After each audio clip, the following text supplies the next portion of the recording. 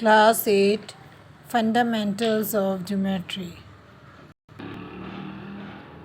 Book Maths Wise Exercise 7A.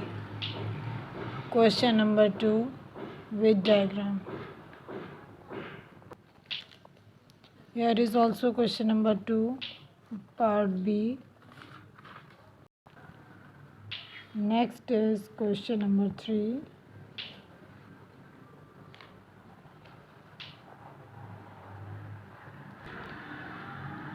Remaining part of question.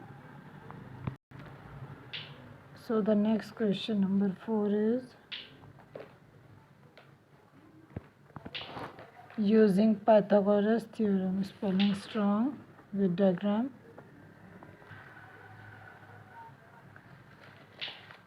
Completing answer. Next, area and volume.